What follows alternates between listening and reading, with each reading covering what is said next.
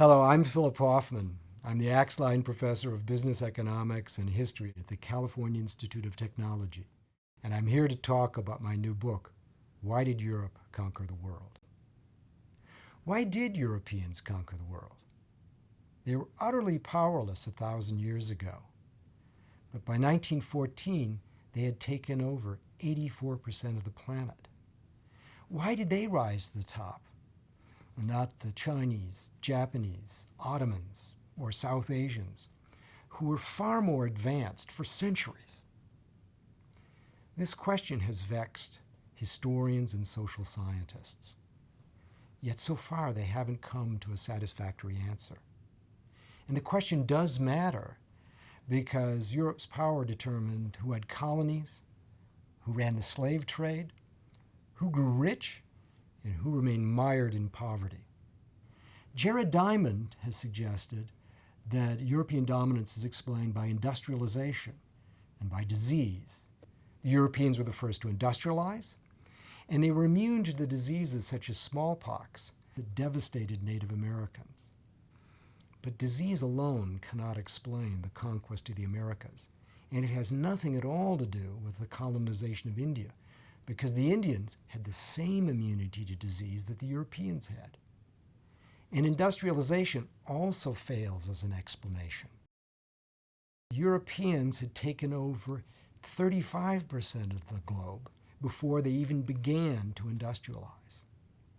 So what did contribute to Europe's success? The lead they took in developing the technology of guns and armed ships was critical because it let them take over the world. But all the other major civilizations in Asia used this same technology, and they fought as much with guns as the Europeans did.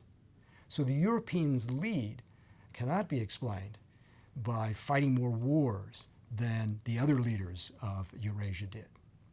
So what did explain Europe's lead?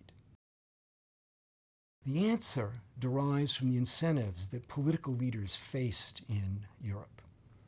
Political incentives that drove them not just to fight war, but to spend massive sums on it.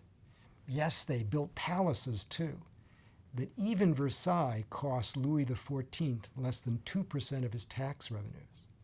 All the rest went to fighting wars. Leaders elsewhere in Eurasia faced radically different incentives, and they couldn't spend as much on war. And that's why they didn't push the gunpowder technology as far as the Europeans did. Now, why did they face such different political incentives? The answer derives from a model, an economic model of political incentives and technological change. That model isolated the conditions under which the gunpowder technology would be improved. And the conditions held in Western Europe all the time from the very moment that guns first appeared. That was not the case anywhere else in Western Europe. And that's why Western Europeans pushed the gunpowder technology than anyone else. In East Asia, for example, China was often the dominant power, and therefore its rivals wouldn't dare challenge it and push it to spend heavily on war. And that's why the Chinese ultimately didn't push the gunpowder technology as far as the Europeans.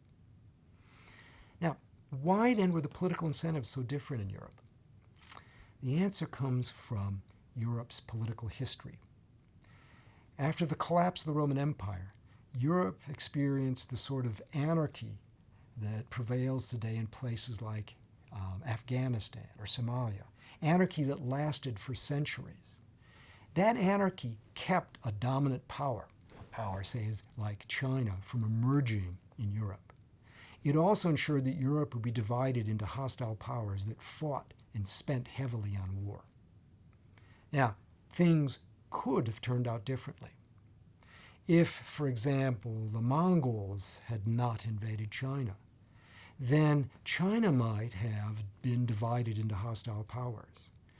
And we might be asking today why China conquered the world by 1914. If you want to read more about this, I urge you to buy my book, Why Did Europe Conquer the World? It's published by Princeton University Press.